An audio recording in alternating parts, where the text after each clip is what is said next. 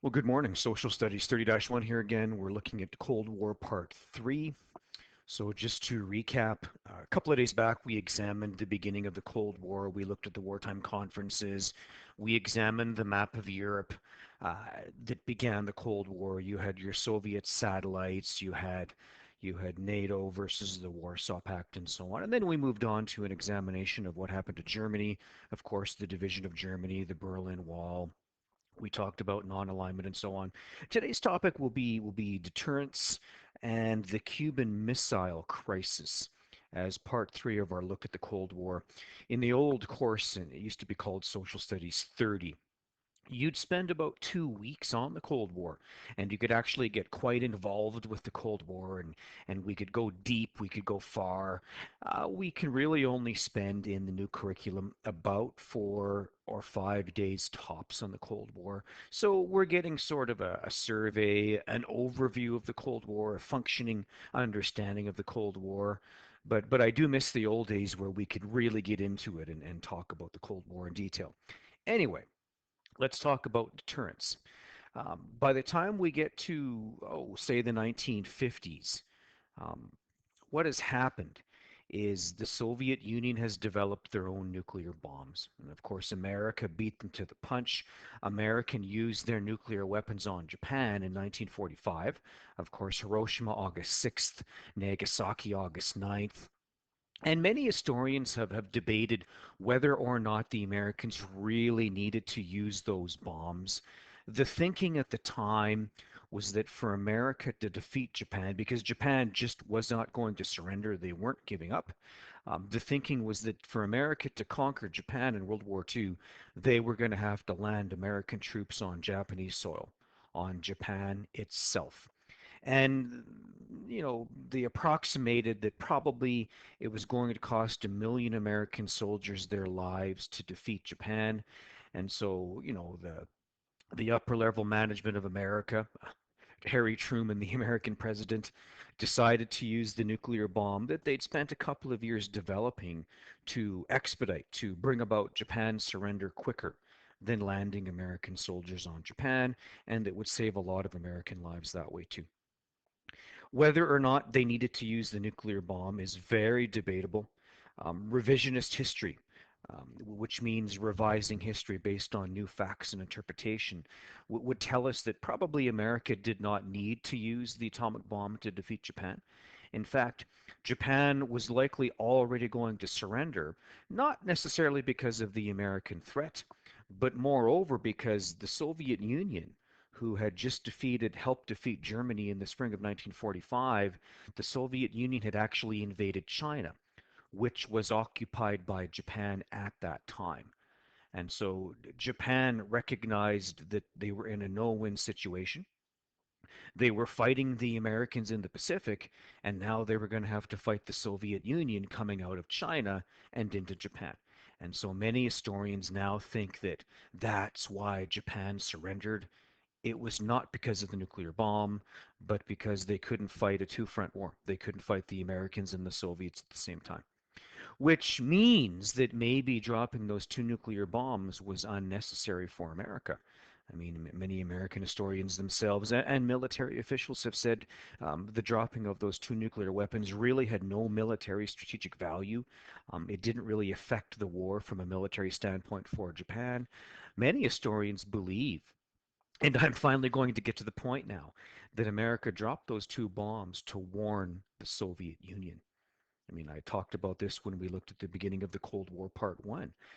The Americans and the Soviets always had an uneasy truce, even while they were fighting the Nazis together. And of course, once they defeat the Nazis, the two sides turn on each other. So many historians now believe that America used those weapons to scare Stalin, to scare the Soviet Union, and keep them out of Asian expansionism. I mean, don't forget, America, under the Truman Doctrine, does not want to see communism expand. And so it would make sense that they use those weapons to scare the Soviets out of Asia. And it worked, for the time being at least. But it can only work for so long. It can only work for as long as America's got the nuclear bomb and the Soviets don't. So what we get by 1949, the Soviets now have developed their own nuclear weapons. They've got their own nuclear bomb. And so no longer does America have that advantage. And that gets us to the concept of deterrence. And what it means is that both sides, enemies, stockpile nuclear weaponry um, to the point that you really can't use them. And this is the great irony behind nuclear weapons in the Cold War. You can't use them. And you can't use them for the simple fact that if you use your nuclear weapons on them and kill millions of people, they'll use their nuclear weapons on you and kill millions of people, millions of civilians. So the great irony is the world was actually a safer place once more than one country had the nuclear weapon. And that is true. To this day, they've never actually been used with the exception of Hiroshima and Nagasaki. So the great irony is that deterrence would dictate you can't really use your nuclear capacity. You will spend, well, let's be honest, trillions of dollars developing these weapons, stockpiling the weapons, but you can never use them because if you use yours, they'll use theirs. Both sides will suffer millions of casualties. Anyway, examples of deterrence would be things like MAD. It's otherwise known as MAD, which stands for Mutually Assured Destruction. If you use yours, they use theirs, both sides will suffer millions of casualties. Again, both sides developed military alliances. They are the Warsaw Pact and NATO. NATO comes first in 1949, followed by the Warsaw Pact, the Soviet military alliance in 1953. And what a pact means, what a military alliance really means, is that a skirmish, a small skirmish between two sides will draw in the entire alliance. And this we kind of saw in World War One. You know, a disagreement between Austria-Hungary and Serbia drew in the military alliances to the point that it became World War One.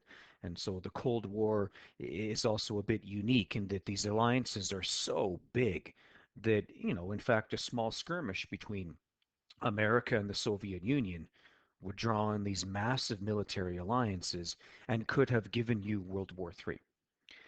Both sides will develop later on what are known as ICBMs, which stands for Intercontinental Ballistic Missile.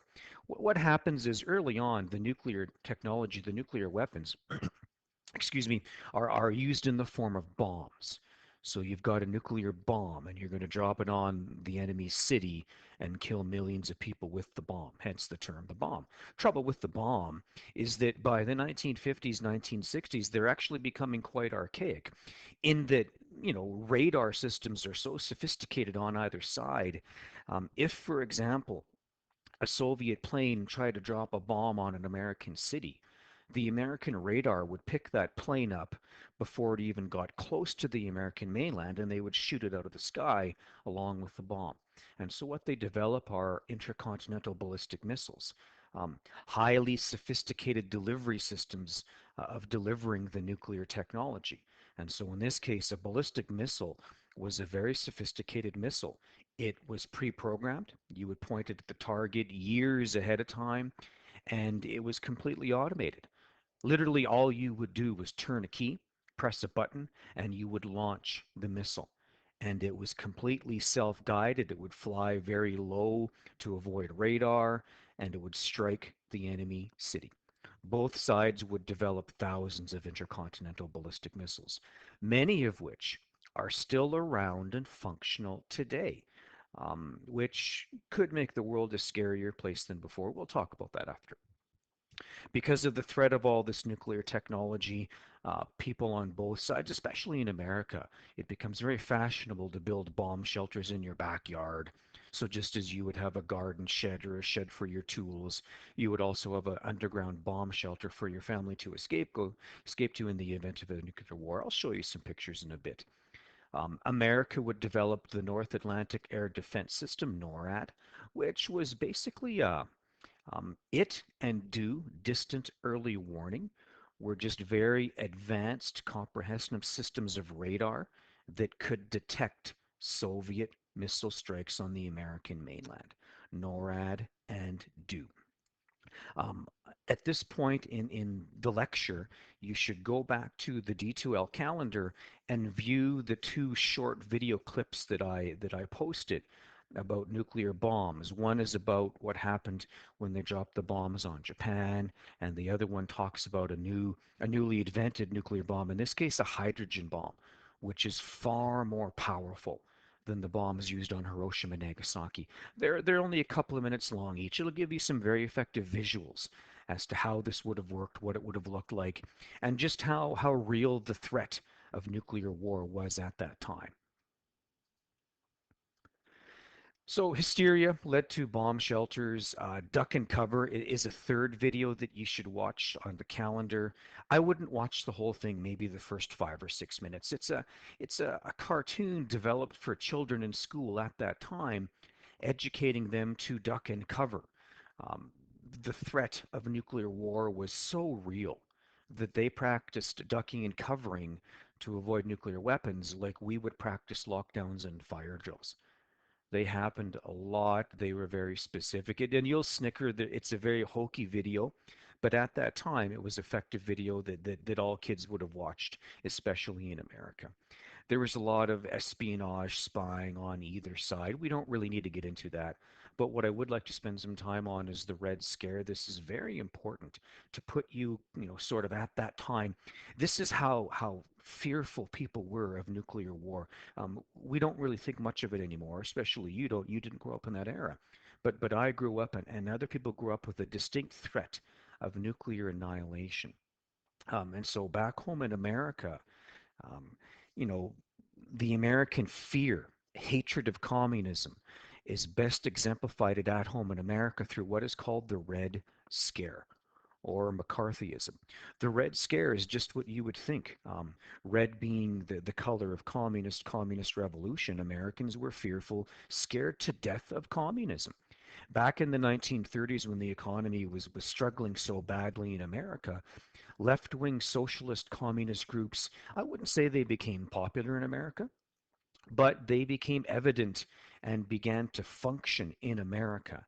And if we skip to the 1950s, those left-wing socialist collectivist organizations, um, they become kind of the antithesis of what America stands for in America by the 50s. They hate these left-wing socialist groups and they call them communists. They call them commies.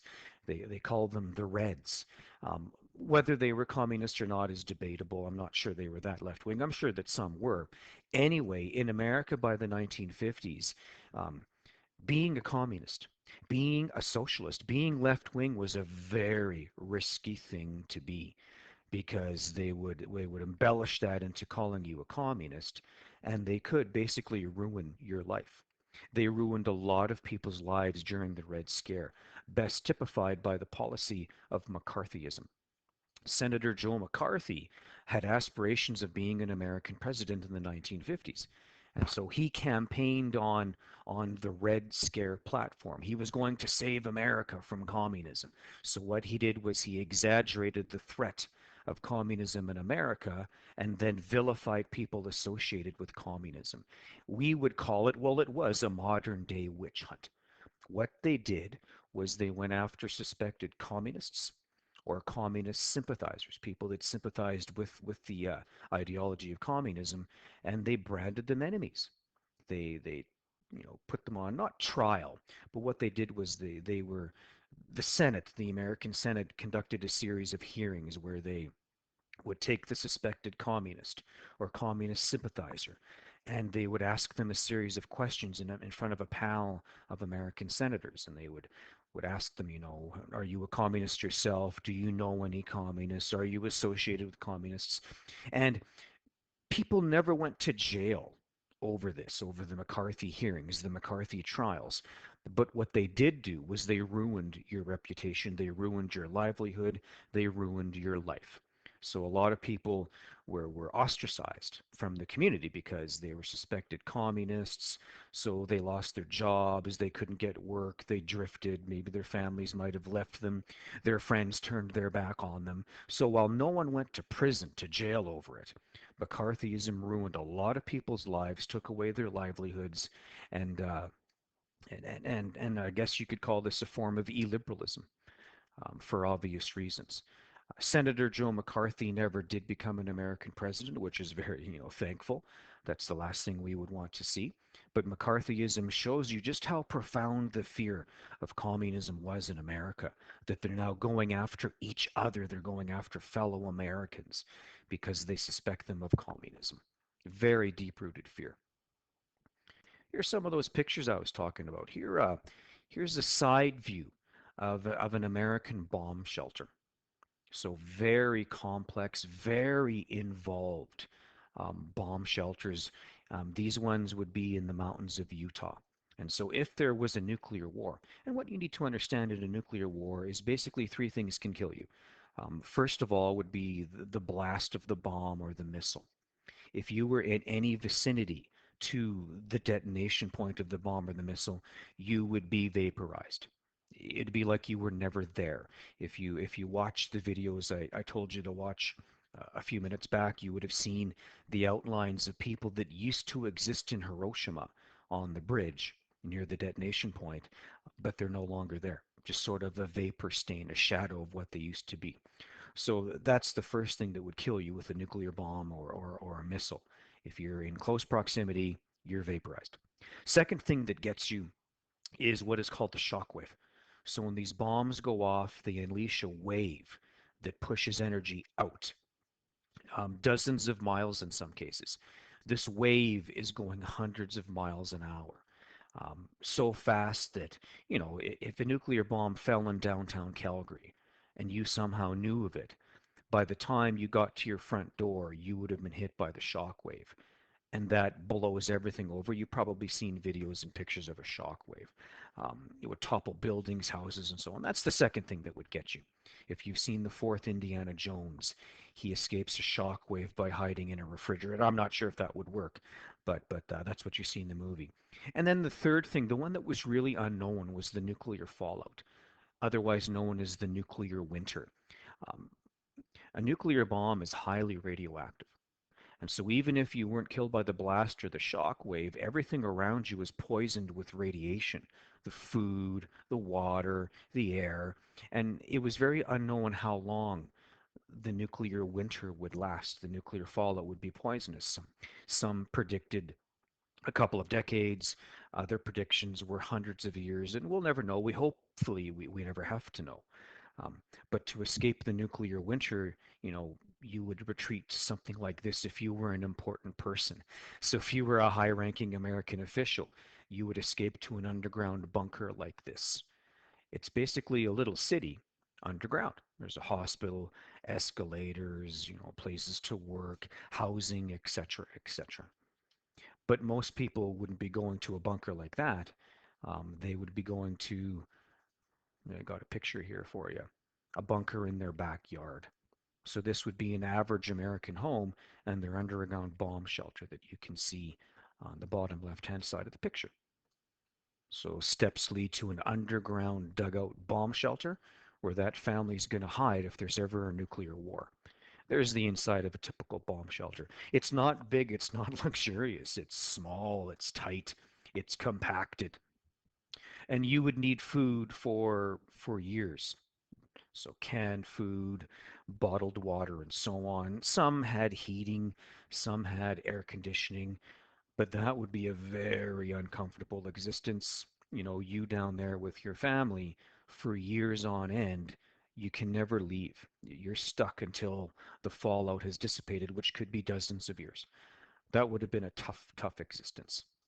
Anyway, that little talk, that gives you an idea of the paranoia that went with this, that they're building little cities underground, that many houses have their own little bomb shelter in the backyard.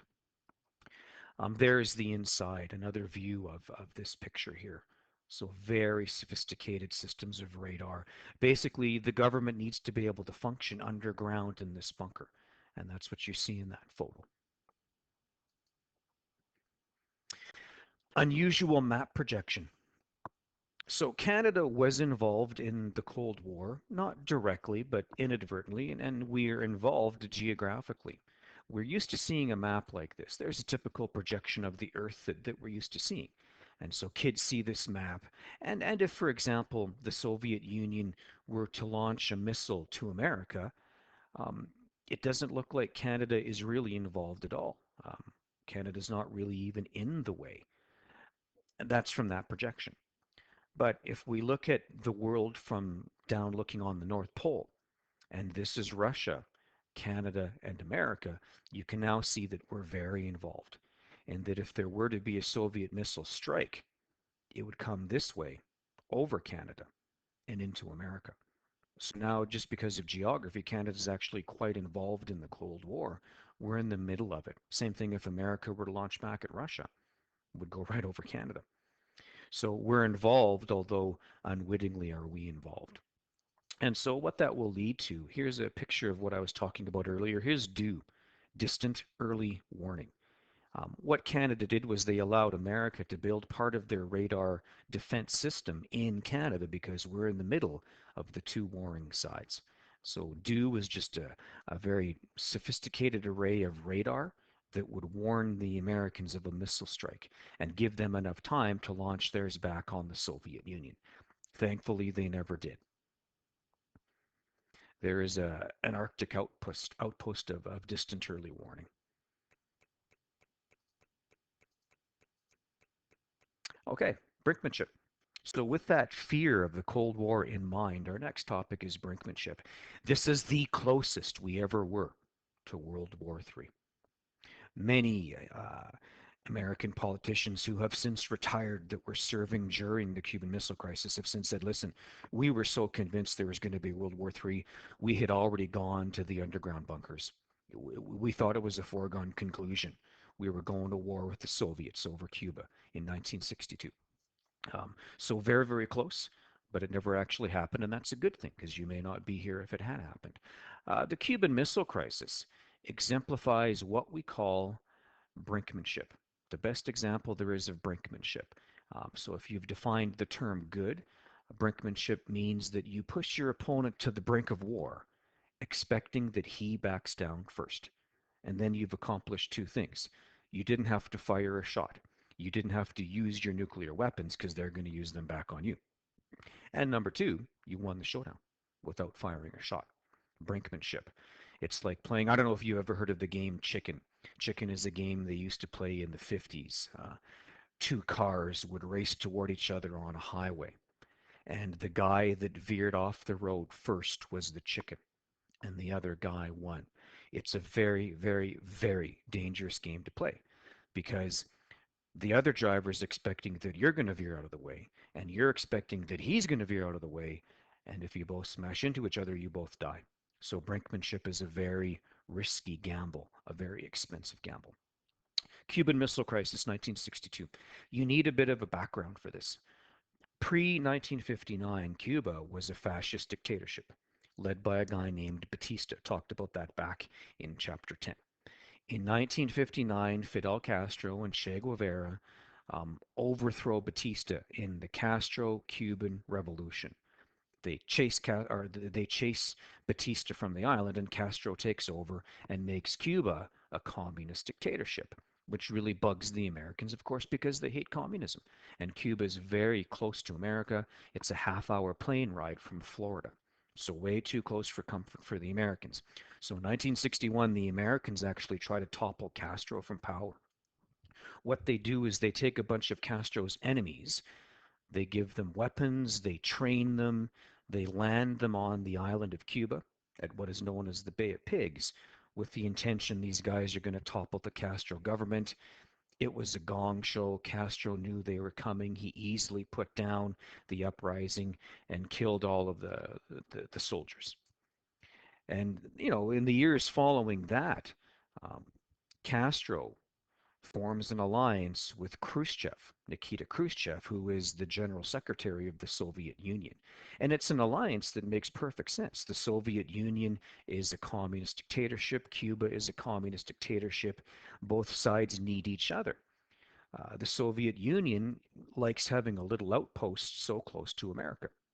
It gives them what they call first strike capacity. And what I mean by that is that Cuba is so close to America that if the Soviets put nuclear missiles on the island of Cuba and they launched them from Cuba at America, America wouldn't have time to launch their own weapons back. That is first strike capacity.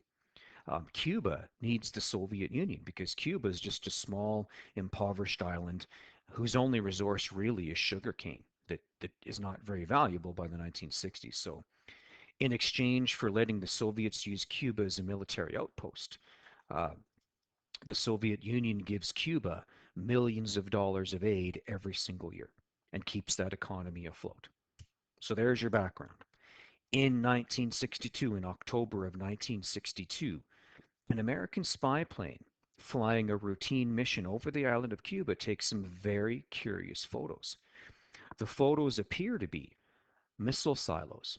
So, you know, foundations where they're going to put missiles into the ground and they can use them to fire on America and give them first strike capacity.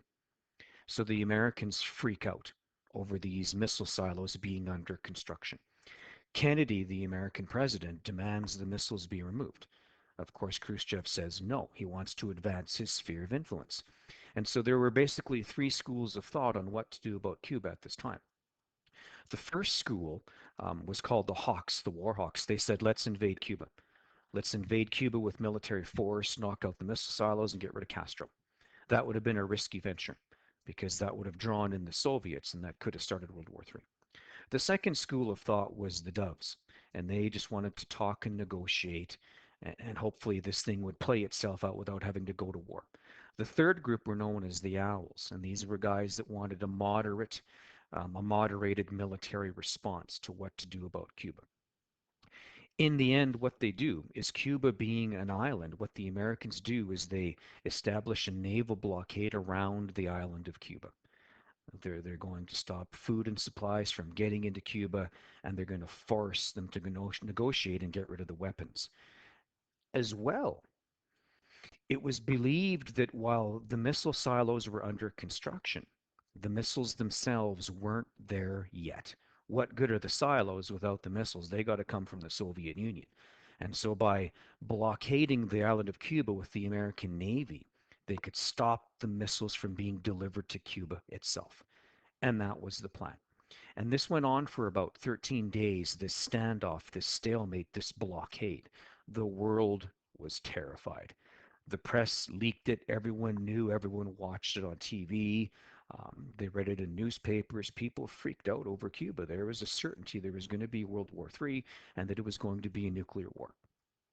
And then, the story goes as the Soviet ship carrying the nuclear missiles came toward the blockade, the Soviets, at the last minute, backed down, turned the ships around, and went back to the Soviet Union, thus ending the Cuban Missile Crisis.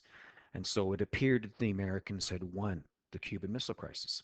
The missiles never actually got there, and the Soviets eventually would dismantle and take apart the missile silos they had begun to construct on the island of Cuba.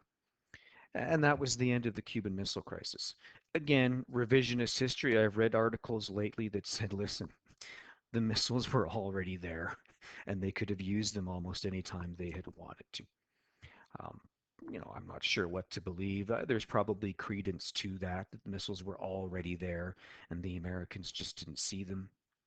Anyway, results of the Cuban Missile Crisis, there was no World War III. You were born, you're alive and around today. But some other fallout that you need to understand. Just as Cuba was in proximity to America, Turkey was in proximity to the Soviet Union.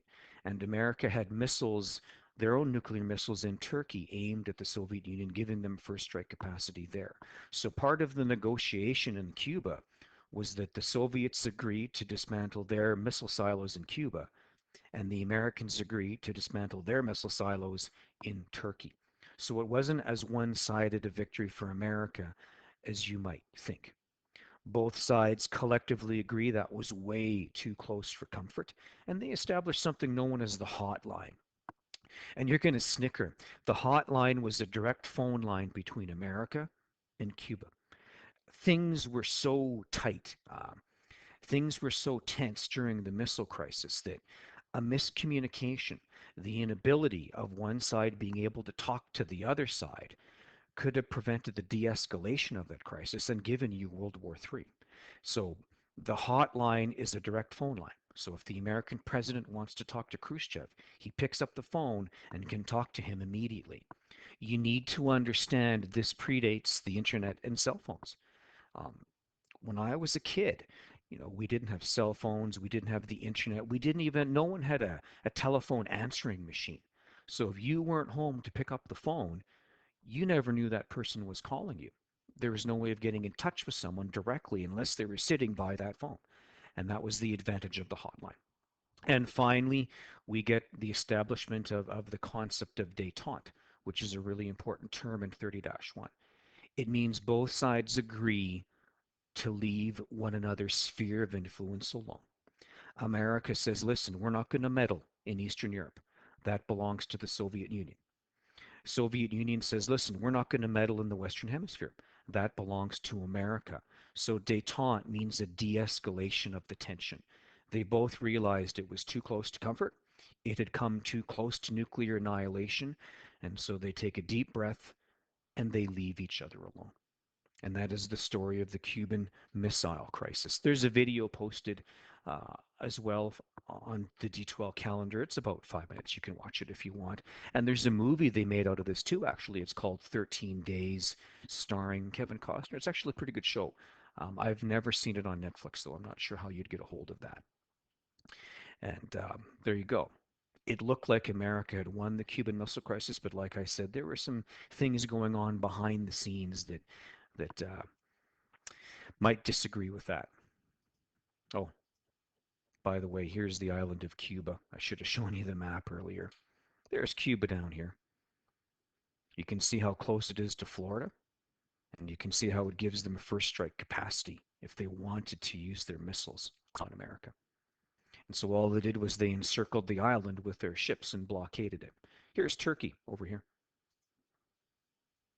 So there's the American military outpost that is threatening the Soviet Union. That gives America first strike capacity on the Soviets if they want to use their weapons. So weapons were taken out of here, weapons were taken out of Turkey as part of the crisis. Okay, there's a little assignment that you can work on. It's straight out of chapter 7 in your textbook. You're just going to make a chart that demonstrates détente, coexistence, acceptance of one another's opposing ideology. So here's your job, here's your assignment. It's very simple. It'll probably take you 20 minutes tops. You're going to put these events in the form of a chart. So you're going to indicate in your chart each event. You're going to give a date on when the event happened or approximate. You're going to give a brief summary of what happened, what makes that event, and then finally, why is that event important? So your title is the actual event. So the hotline is going to be the title of one portion of your chart. You're going to give the date of the establishment of the hotline, a summary of the hotline, and significance of the hotline. Let's do the hotline. Established in 1962. Quick summary, it's a direct phone line between America and the Soviet Union. Significance is both sides needed to be able to contact one another to de-escalate tension during the Cold War.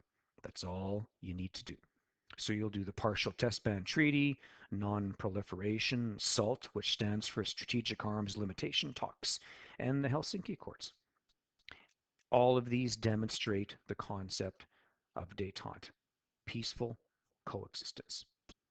Okay? All right, I hope you enjoyed today's lesson as much as I enjoyed teaching it.